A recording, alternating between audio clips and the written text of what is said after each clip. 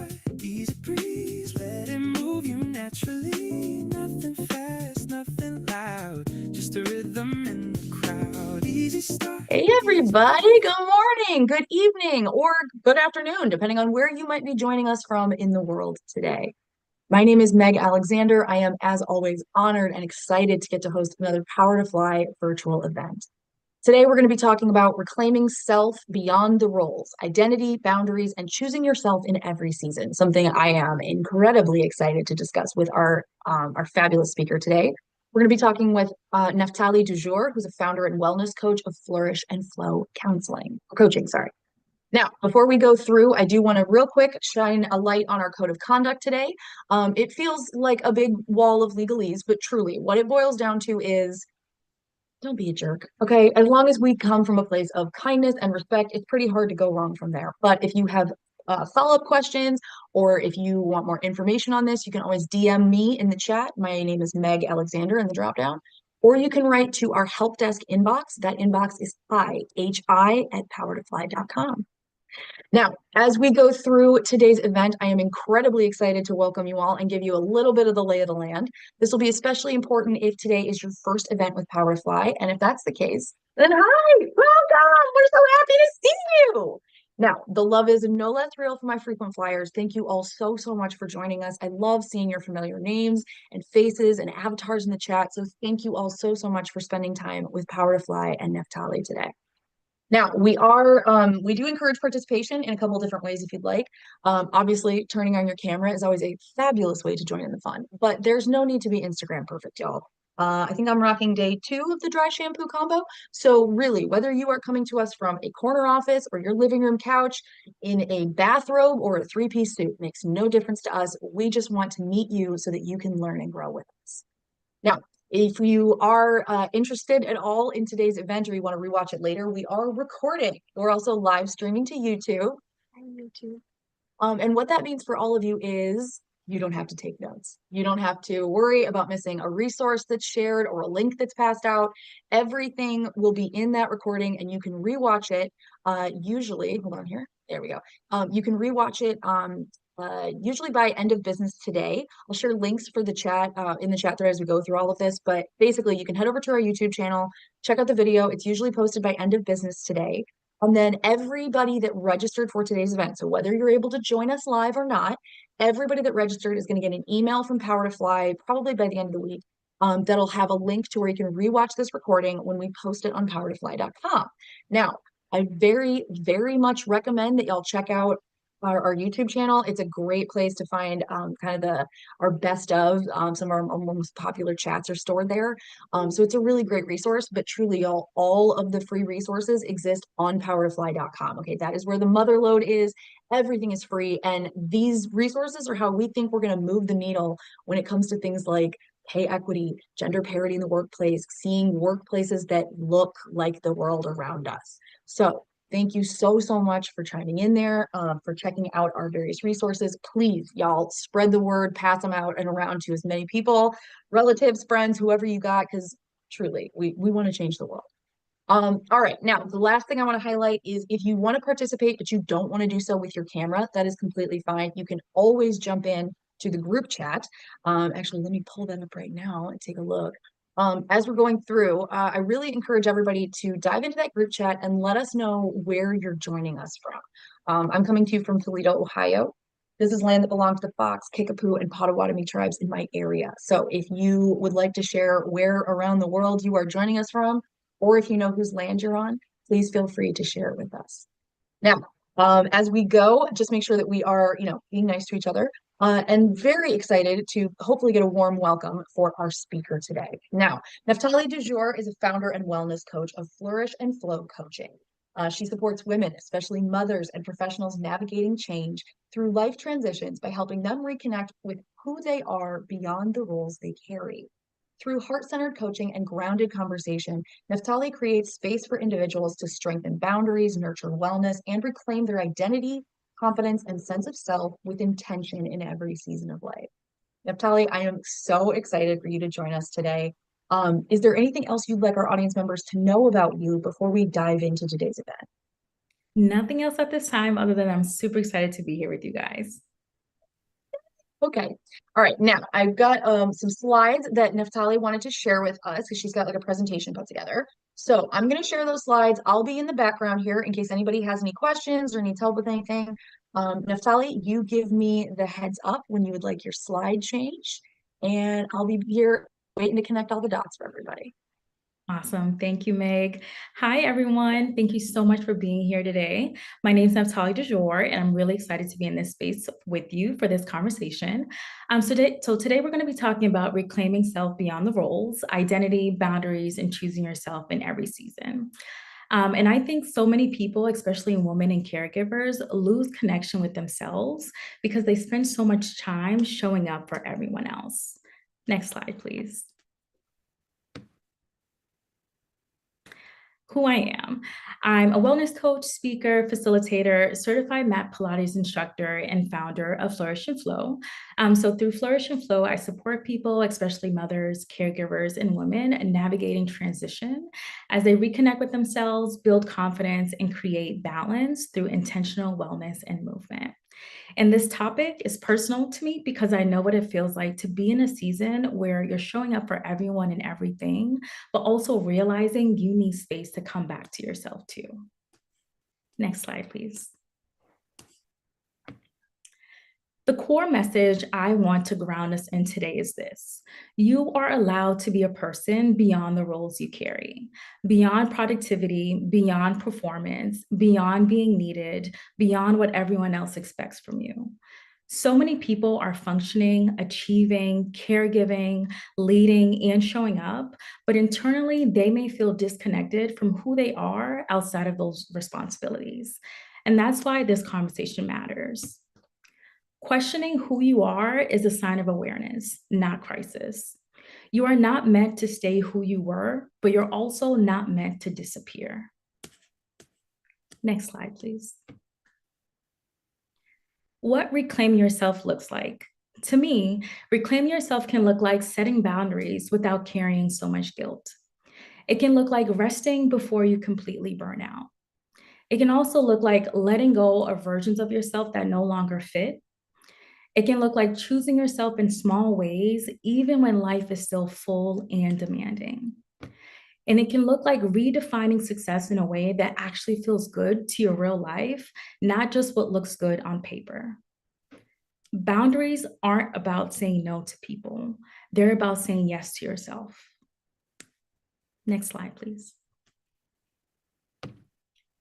Reflection question. So before we move into questions, I want to leave us with this reflection. Who are you outside of what everyone needs from you? And I think that's a good place for us to open up the conversation. That's a big question.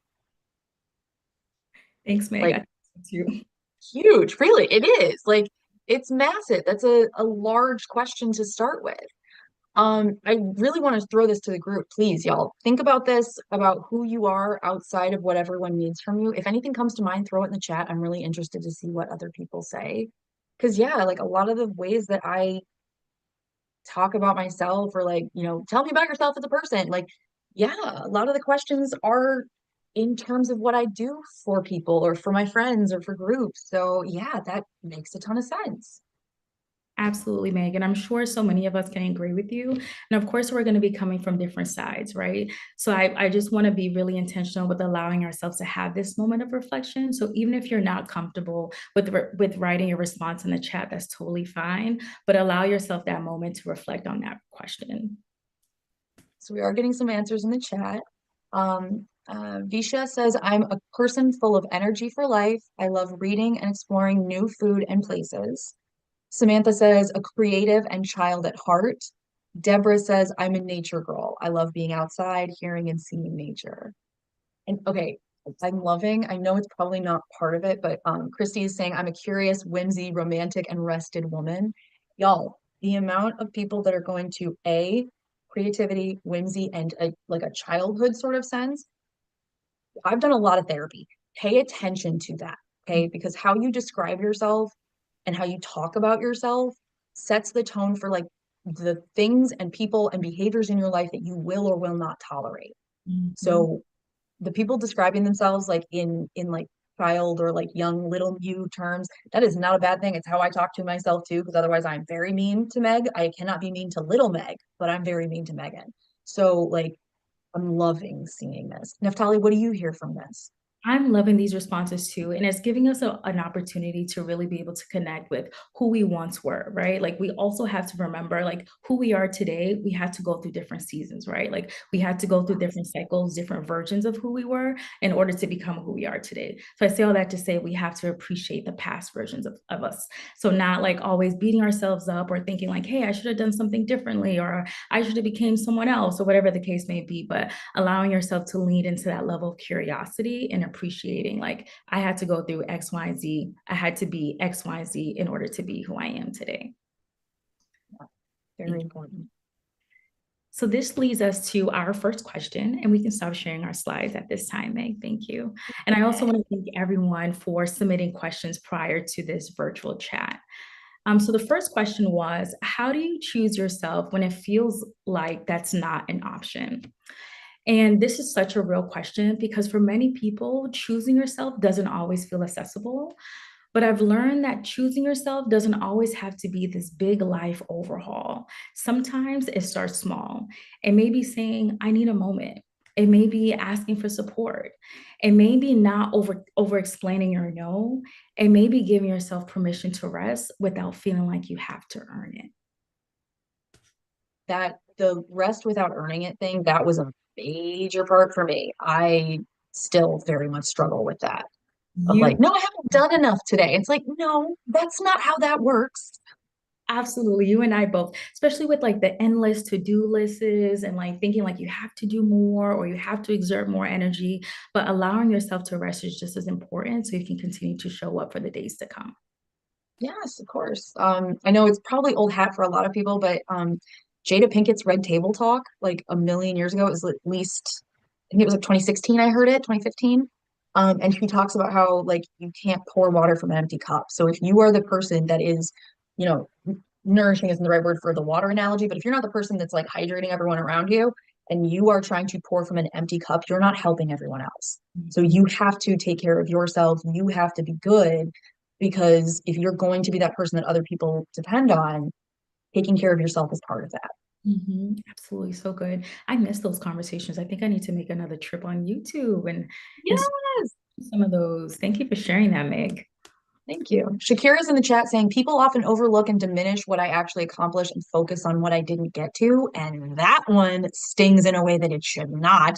Thank you, Shakira, for like volunteering that one. Oh my goodness. That's a big Oh, one. And I also see very another good. comment in the chat as well. We've got a bunch here. Visha says, we need a time to rest or to really take and enjoy like a Sabbath to refresh. Mora is saying any role as a customer support representative. Sorry, that was a different one. Yeah. Oh, and Shakira also described herself as a baddie neurodivergent or beautiful neurodivergent baddie, which I absolutely love. I think that's great. I love that. Um, okay, so could you give us a for instance of ways that you chose yourself even when you felt like it wasn't an option?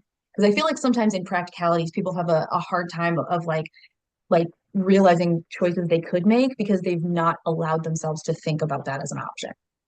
I think that's a really great question. One of the things that I really had to emphasize is like creating boundaries. And what that meant was learning how to say no, despite the fact that some folks might be disappointed with that particular response, or allowing myself to choose like what my capacity is and not allowing someone else to tell me how much I can do or when I should be able to do X, Y, and Z, to really take control of that narrative and honestly like seeing 10 toes down. So like even though like for example, loved ones might be upset that I might not be able to show up at a particular event or a party, whatever the case may be. But I know that I'm depleted. I know that I need to take like a step away for whatever reason. So allowing myself to really prioritize those needs and what's important for me while still like reducing like the outside noise and not allowing that to really deter what decision is ultimately going to be best for me. I think that's lovely. I think that's great. And truly, it comes back to, why you're doing the thing. As long as you understand why you're making these choices, like let's say, let's go from a purely physical perspective. You have a lot of demands on your time and you are working, let's say like 2 jobs and you got a side hustle and you got all this stuff and you got family members that are like, well, why aren't you coming to like, the baptism? Why aren't you coming to like this recital or this family dinner or blah, blah, blah? And being able to turn around and say, look, I would really love to, but I'm physically run down. I need my sleep and the timing just doesn't match up. I'm trying everything I can to be there for whatever, but here's why. And granted, sometimes the why is not going to matter to whoever you're talking to, and you don't have to justify yourselves to other people. But anybody that's asking out of curiosity or care might be deserving of that answer, might be deserving of like, oh, okay, I understand. Because instead of you, it's like they need the clarification. You're not choosing not them, you're choosing yourself. It's not an anti you, it's a pro me. They're not the same thing. That's so good. And I think sometimes we often are like we want to over explain our no. So I feel like sometimes we need to figure out that dance, right? We need to figure out that balance because there are instances where you don't need to over explain that no. A no is a no, and there's a period at the end, and that's okay. But there are other instances where you can provide like more clarification or like, explain a little more of your reasoning, but that doesn't have to be for every single like situation or every single like instance. So I do think that comes with time and like that comes with your level of like discernment as well as like your level of confidence in terms of like how you want to continue showing up in different relationships or just showing up in the world. Yeah, no, absolutely. Shakira's in the chat saying no is a complete sentence. It absolutely is. And I feel like there's been plenty of times where I've said no and I've preemptively started to explain myself without remembering that just because someone asks a question does not mean they are entitled to the answer. Like that, and that's totally fine. Like you can ask whatever questions you want. It doesn't mean people have to answer you. And so I feel like a lot of times we want other people to co-sign our boundaries or co-sign the choices that we're making because it makes us feel, more confident in what we're doing if we have that support. But knowing that most people don't come to this decision lightly, like it is something that you deserve credit for what you're trying to do without having to defend the position. Absolutely. And I totally get it, right? Because we're looking for validation especially from like our loved ones and people that we really care about. But I've learned that you really need to seek that validation from yourself because oftentimes people aren't going to see like your vision. They aren't going to see like, or they might not even understand your reasoning, but that doesn't mean like your decision or your reason is wrong or needs to be like, or you need to make another decision for whatever reason. Like, so Yes. I always say like to really hone in on like your why. Like, I made this decision for me and that's it. So whether people understand it or not, I ultimately know what's best for me. Yeah. Okay. So let's say we're not necessarily struggling with, like too many demands on our time. If we are trying to balance ambition with our personal identity, knowing that they are formed completely separately of each other and they do interact, but it's not like you have to have one before you can get to the other. So if you are trying to strike a balance between who you feel you are as a person and what you feel you want to accomplish, what should people be thinking as they are trying to make that balance? So good, Meg. I'm still learning this in real time, but I believe you can be ambitious and still need rest, and you can want more and still need peace. So for me, the goal is not to shrink your ambition. The goal is to make sure your ambition is not costing you yourself. So the two can absolutely coexist. I'm sorry, can you say that again? Absolutely. That was Oh, fabulous. the goal is not to shrink your ambition. The goal is to make sure your ambition is not costing you yourself. So the two can absolutely coexist. Absolutely. And I I will say, sit I'll I go sit on so many chats like this. I sit seriously. I get to talk to amazing people about amazing stuff and we cover a lot of the same things, but every single time I learn something new and that was my something new moment, like the first of many, I'm sure, for this chat. I love that. That is fabulous. I think you should copyright that, put it on t-shirts. Oh my God. Love, love, love, love, love. Do not shrink your ambition.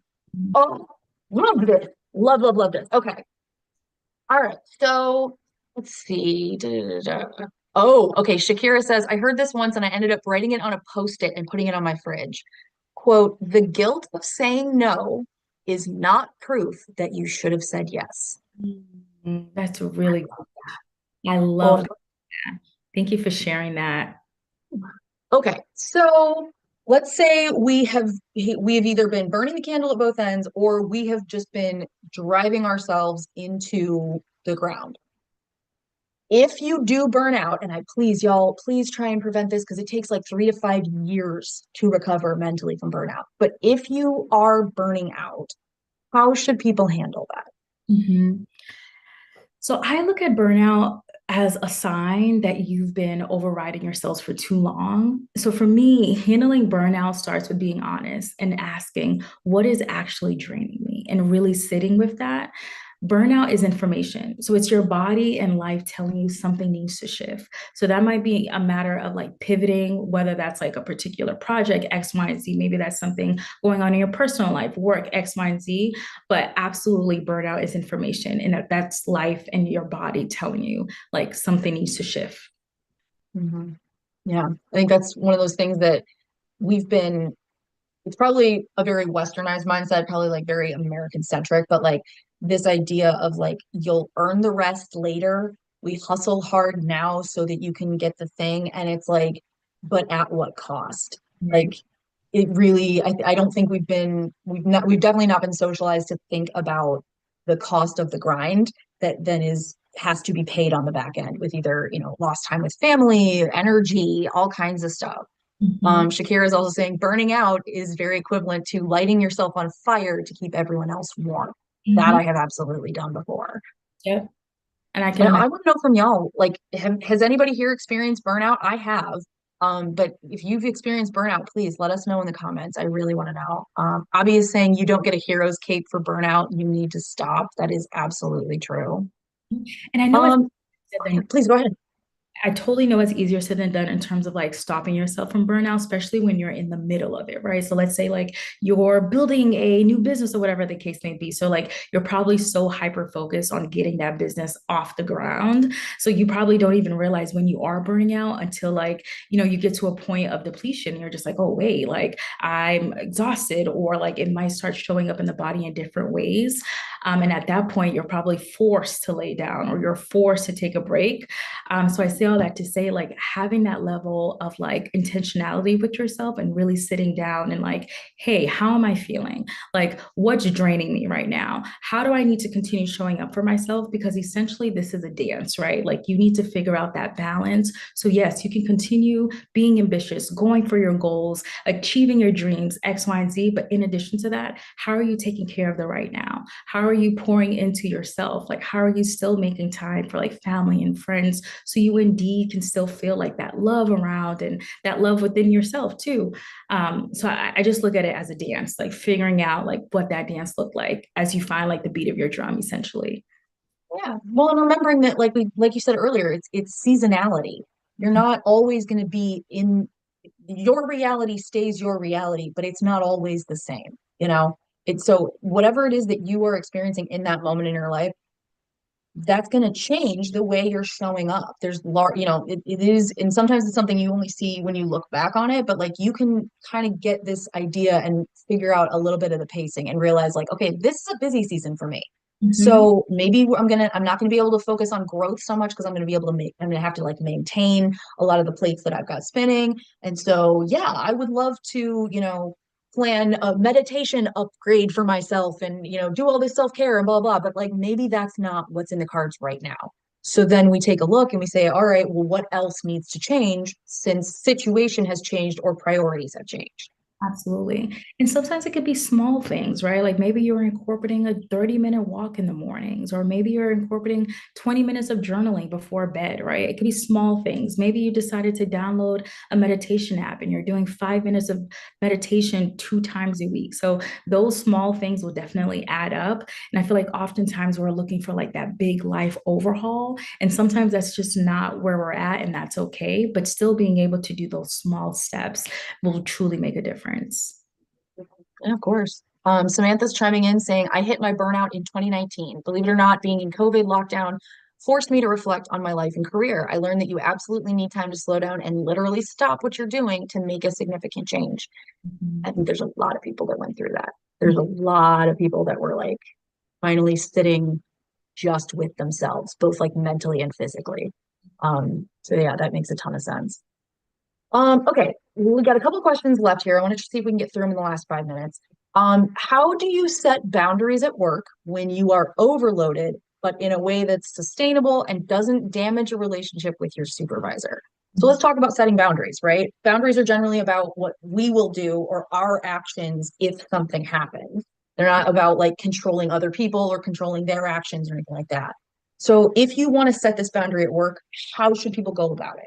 Absolutely. I would say the key is being clear, professional, and solution focused. A boundary at work doesn't always have to sound emotional. It can sound just like clarity. Just clarity. And in order for that to continue to address those boundaries at work, be respectful and still be clear. Yeah, I think that's right. And then the other thing that has worked for me in the past, come with like ideas of like, hey, I am seriously overloaded. Here's this thing that's taking the most of my time. Or here's the thing that doesn't take that long, but it is sucking the life out of me. If I didn't have to do this, then I'd have a lot more energy for the rest of this or whatever. Maybe it's a trade-off, maybe it's whatever. Maybe it's just telling your supervisor, hey, this is how I'm feeling. Maybe they have the power to move some stuff around or figure it out. But like coming with a possible solution or at least like an analysis of the stuff on your plate is a lot easier than showing up and saying, I'm overwhelmed, fix it. Like, because they don't know. They're not inside your head. They don't know exactly what it is that's like draining the life or confusing or, whatever. So I love that a lot. Okay, the last question I have on my list, how do you let go of past versions of yourself that are holding you back from the life you want? I went through this a lot and it took a lot of a lot of soul searching to figure out not necessarily what the issue was, but like how to fix it within myself. Because sometimes we are the problem. We are the drama. These questions are so good. Thanks, Meg. Let's see, where do I want to start? Sometimes we stay loyal to old versions of ourselves because they helped us survive. But just because a version of you helped you survive doesn't mean that version needs to lead your whole entire life. So you don't have to shame who you used to be. You just have to give yourself permission to grow. And that's what life is really about, right? How can you continue to evolve in different ways, understanding like you're not going to be the same person. And that doesn't mean you're meant to disappear, but you're just meant to continue to evolve throughout the different seasons of life. Yeah, no, I think that's massive. Y'all, if you have had to let go of parts of yourself, like put it in the chat. Because as you were saying that, what came up to my mind is like my people pleasing tendencies started really young because I was bullied as a kid and like very much ostracized from like friends or anything like that, like at school. So I learned, AKA, told myself a story early on that if I were being super helpful and were somehow like intrinsic to the event or whatever was happening, you can't be uninvited if you're like the one bringing the cake. You can't be uninvited from something if you're the one that's doing all the decorating or helping and introduce people or whatever. So I learned early on like that if I made myself useful, that I could then make sure that I was not left out or ostracized or like not part of the group. So not a bad thing necessarily, and it made me a very helpful person, but also it led to a lot of people pleasing that I've then had to let go of, which is hard when I feel like as a person, I'm helpful. That's what I do. We show up, we help our friends, we do these things. Has there been something that you had to let go of that you maybe didn't think was something that you could let go? That's a really, really good question. Honestly, I think for me, this idea of like perfectionism, right? Like something has to look a particular way, or like I have to achieve X, Y, Z by this date or like by this timeline. So essentially, like creating these timelines and these storylines in my mind of like how life should play out or like where I should be in life. And I've learned to like embrace the uncertainty and like understand like there's no blueprint to this thing that we call life, and it's just a matter of like showing up and putting one foot in front of the other and hoping for the best, but also allowing like, yes, you can create the plans, yes, you can have the to-do lists, all the beautiful things, but it's okay if the plans doesn't go as you originally planned, and that understanding like everything is still working out for your greater good even when you don't understand. And that was like a big thing for me to let go, so to let go of this idea of control and of perfectionism. Yeah. Yeah, because you feel like, well, if I can prepare for this, then with enough work and pre-planning, I can prepare for anything. And then I don't have to worry about the bad things Right. happening because I've already no. Mhm. Oh God. It's hard though. It's really hard.